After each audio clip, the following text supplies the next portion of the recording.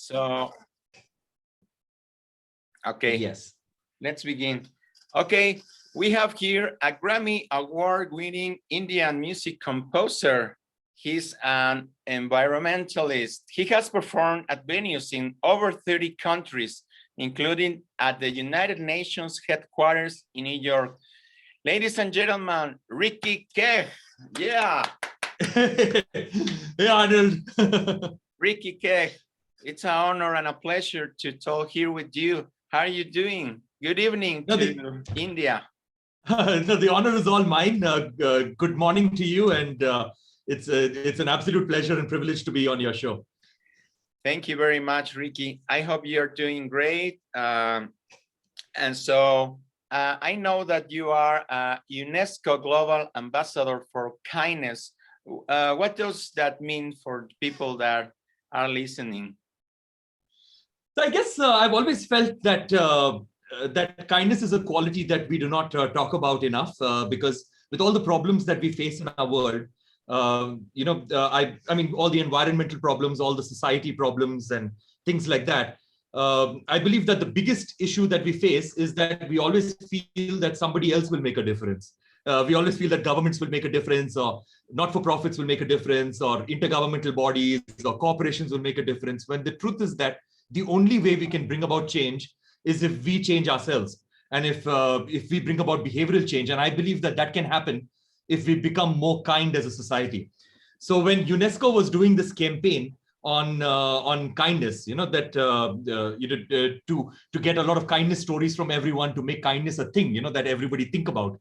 That is when UNESCO approached me, and we were aligned in our thoughts of kindness and our thoughts of what we need to do in this world, and and that's how I became the global ambassador for kindness. Wow, Ricky, that's great.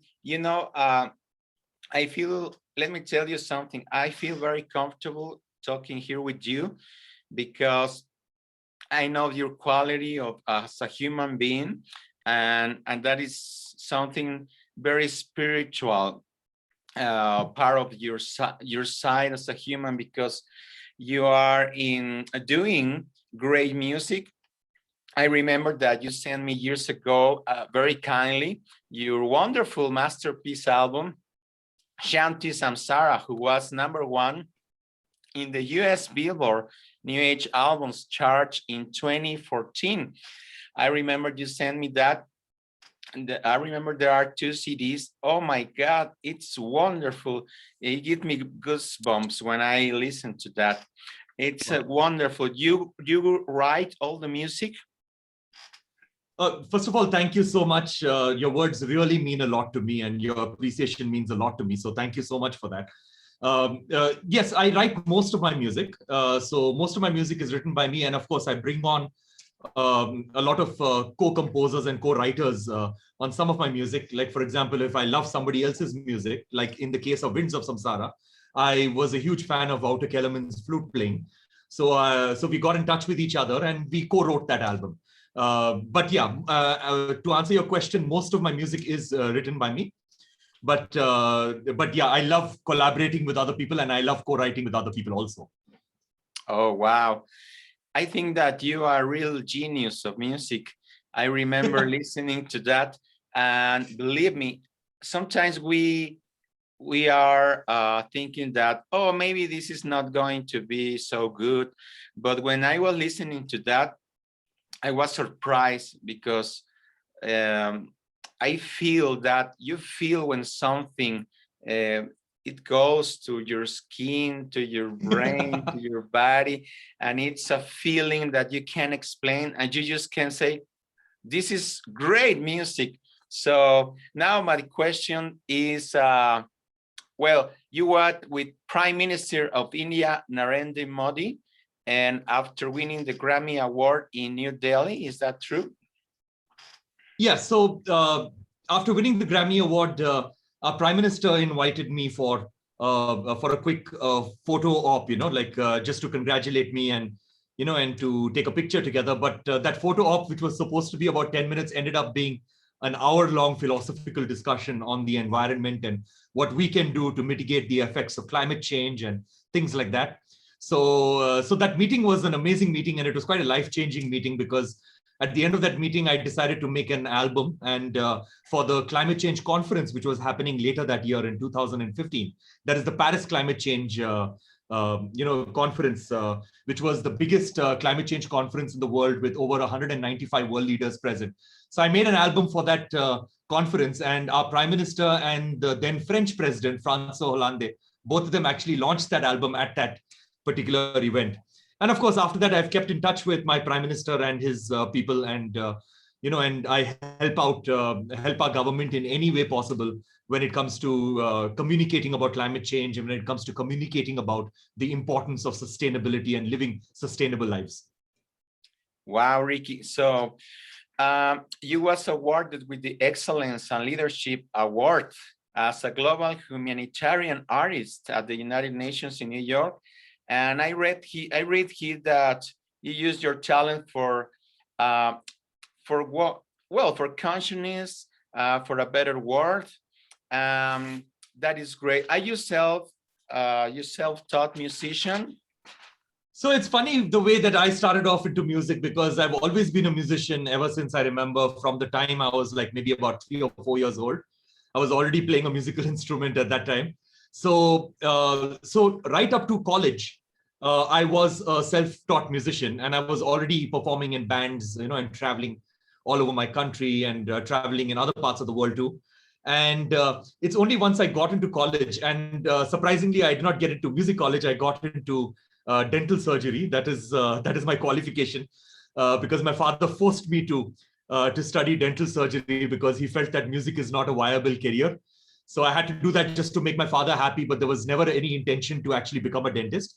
So while I went to dental college, that is when I decided that anyway, music is going to be my career for the rest of my life.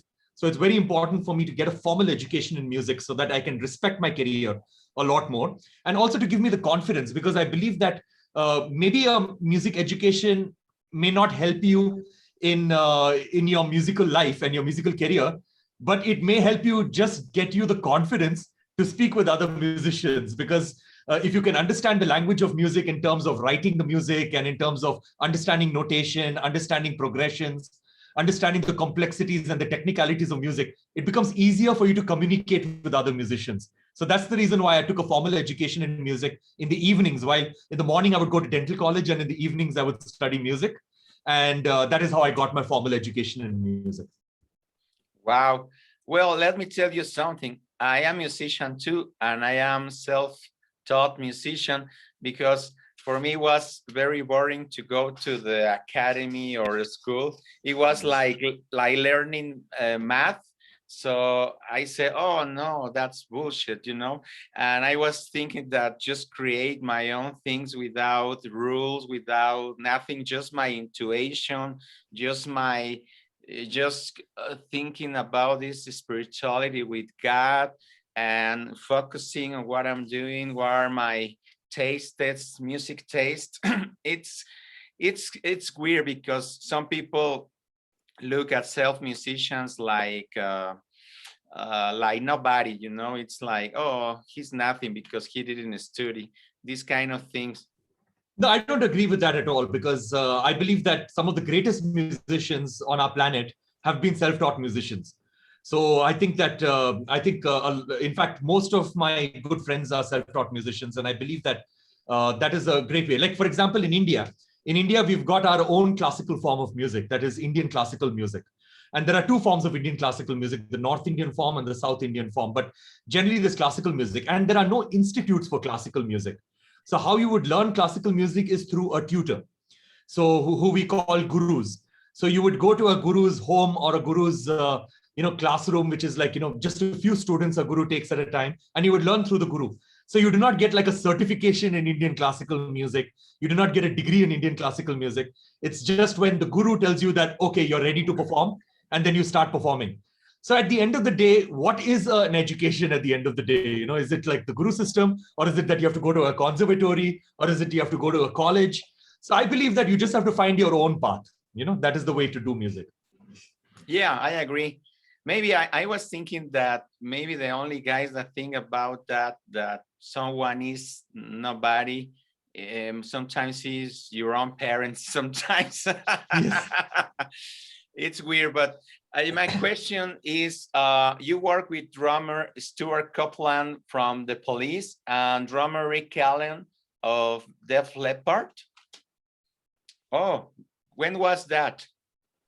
So Stewart Copeland, actually, I did a song with him in 2016, a song which I had dedicated. I'd written a song for the island nation of Kiribati, which is in the South Pacific. So the island nation of Kiribati is predicted to be the first country in the world that is going to go completely underwater due to climate change. So I'd visited this country and, to understand what are the difficulties they're facing and how much of the country is already gone underwater, how much of the country is already submerged. And I got very inspired by this country and I made a song for them and with their local population. And I got Stewart Copeland to play on that song. So that is how we collaborated. And in fact, right now, Stewart Copeland and I are just completing a complete full album together. So we are completing an album of 9 songs together. Stewart and Copeland and me as equal partners, we are making this particular album. So, and then Rick Allen, I did an album with him. I produced an album which Rick Allen featured in. This was in 2017. I did this album called To Unite All. The name of the album was To Unite All. And this album was created to raise funds for emergency medical and surgical supplies for people who are affected in Gaza because of the Palestinian war. So we created this particular album, and the album was released, and the album created funds for emergency medical and surgical supplies for these unfortunate people who are affected in that conflict. Wow. You know what? My 3 favorite Indians at this moment, well, because I don't know many Indians, but it's Deepak Chopra, it's Mahatma Gandhi, and it's also Ricky Keh. Yeah. So I really admire you because of your music and because of your kindness to the world, because all the things, we need more people like you doing this spiritual work.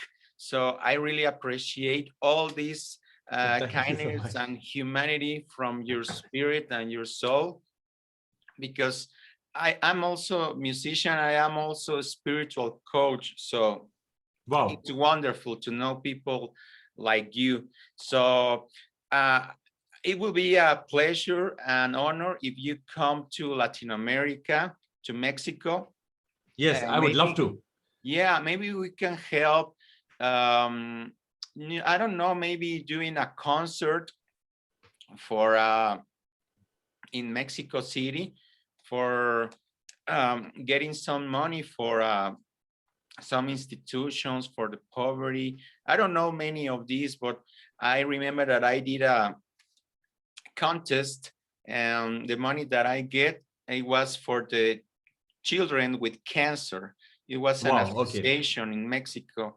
Sometimes I like to do these things because it's very important to help. I think we are here in the world for help, to help our brothers of humankind, to help them, humans, to help animals, to help our nature, our trees, because we are just one.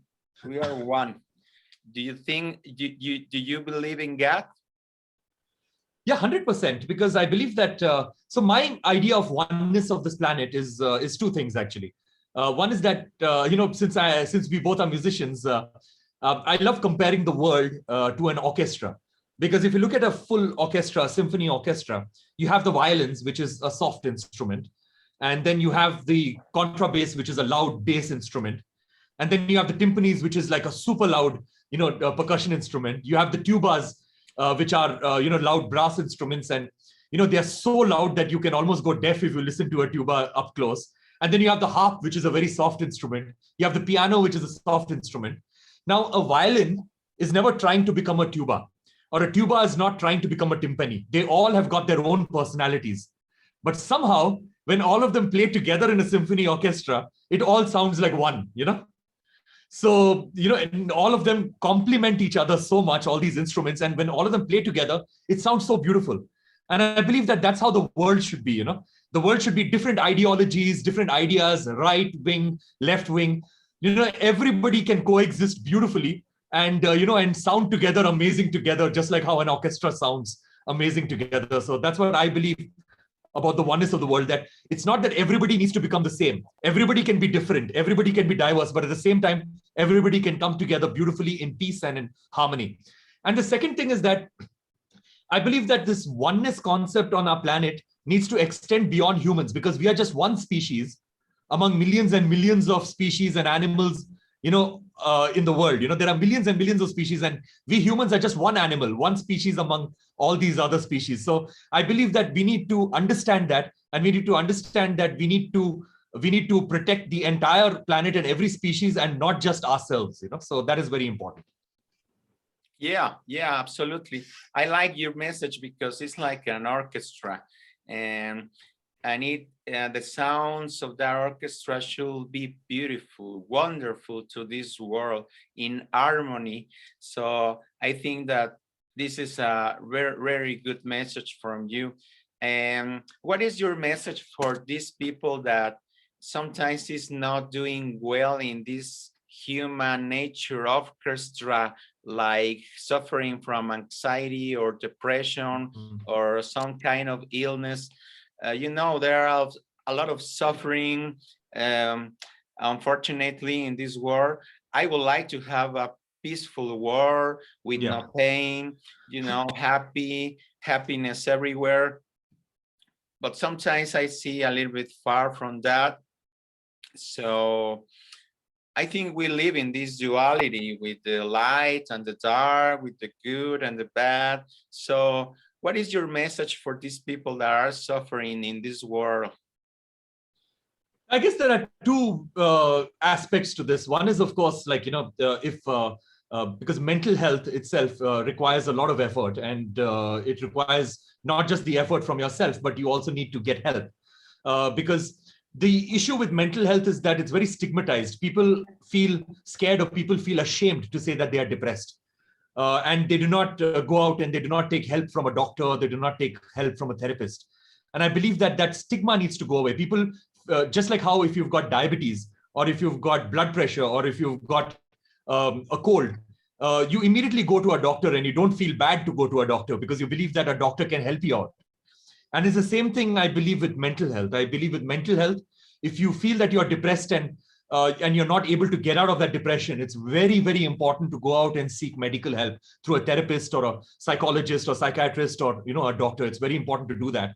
And it's very important to feel all right, because it's a part of health. Just like how you would get a fracture and you would go to a doctor. If you've got mental issues, mental health issues, then you have to go and see a doctor. The second aspect is if you're anxious, because right now the times that we are in, especially with COVID and with the pandemic, it's very, very difficult not to be anxious. We've got so much of anxiety. We've got so much of stress. Our livelihoods are at stake. We are not able to feed our families at times. And, it's very, very difficult times. So I believe that in these situations, we just have to be perseverant. We have to be perseverant.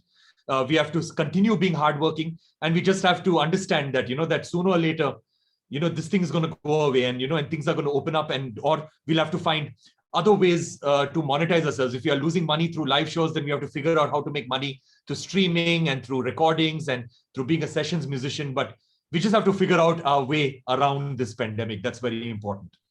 Yeah, I agree, Ricky. Thank you. And also I read yesterday something that I really like it, that it said, you can wait until everything is perfect in this world to decide for being happy. So happiness is your decision, is your choice. And I love that. I think sometimes it's hard because, as you said, we are in difficult times with the pandemic, with, it's a health problem in the world still. Even with the vaccines, we need more vaccines, we need more health. But even if there is it's economic problem, because with the pandemic, many people lost their jobs, not just their lives, but many that are alive, they lost their jobs. But I really pray, I hope, and I believe 100% in God, that even that we have sometimes problematic work problems, and as with the environment or with illness or with many other things, I'm sure that we will have a better world very soon. So talking about better things now, I read that you want to work musically with Pharrell Williams. Yeah, so that was basically an interview that I did a long time back, where the person who was interviewing me asked me that who are the two people I would love to work with. And I really I used to admire and I still admire Pharrell Williams, because he's a guy who is, for him, music is such a huge passion, and he does a variety of things. He writes songs, he composes songs, he performs live. He also writes for orchestra. He writes film soundtracks. He's a great drummer also. So he's a multi-talented person, and it would be a lot of fun to actually work with him. And of course, Hans Zimmer, because Hans Zimmer has written some of the best scores that for film that I like, because I'm a huge fan of superhero movies. I love the big blockbuster superhero movies like, the Avengers and Batman and Superman and things like that. And Hans Zimmer composes music for these films, and I love those soundtracks. Yeah. So, but did you send message to him that you would like to work with him? No, not really. Not really. I've not sent a message to them about that. That would be great to see you together, guys, because he's very talented and you are very talented too. Maybe I can do something there. I could be your manager to work with Pharrell Williams. Oh, that would be amazing. Yeah, because I'm sure that you accomplished many of your dreams, but if this is one of your dreams that you haven't accomplished yet, that will be great to see you in a video with Pharrell Williams. This guy is very talented and has millions of fans around the world. Yeah. So that should be great, guys. So I would like to ask you one last question. That would be great to be here talking with you for hours, but I know that you are busy. So the question is, what is your advice for new generations of musicians or singers or bands that wants to achieve their goals, but they don't know how to do it? They just know how to create music, but they don't know how to be successful in music business. What is your advice for these new generations of musicians? So my advice would be that you have to be really good at what you're doing. That is extremely important, that you really, you may not be the best musician, but you should know how to create the best song. That would be really important. And but most importantly, I think that this is not a traditional career path. Like, it's not like you go to college and you come out of college and then you get into an IT company or you get into a software company and and you get a job and things like that. It's not like that at all. Here in this particular case of music, you have to create your own career path, and you have to decide as to what you want to do, what kind of a musician you want to be, whether you want to tour or whether you want to be in the studio or whether you want to be an engineer. So all these are decisions that you need to make. So I would say that you have to be far more hardworking than a regular professional, like a doctor or an engineer or a business manager or a lawyer. You have to be far more hardworking than these people. Because I believe that hard work can always compensate for any lack of talent that you have. You may not be talented. Like, that's what I tell myself, that I'm definitely not the most talented musician that I know. I'm probably one of the least talented musicians that I know, but I'm definitely the most hardworking musician that I know. So I think hard work, if you feel that you're not that talented, you can work really hard and you can compensate for that.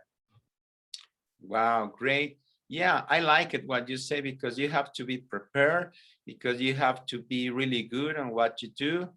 And thank you for sharing all these of your thoughts, your ideas to this to my Mexican public, my Mexican audience. And you said that you would like to work with Pharrell Williams. I'm thinking about that still. So that would be so that would be great. Let's do something about it. but I would like to work with Ricky Kech too. Let's do that. Let's do that. Let's do that. Let's come up with something to work with each other. Yeah. But because remember, my third Indians that I admire is Deepak Chopra, Mahatma Gandhi, and Ricky Kech.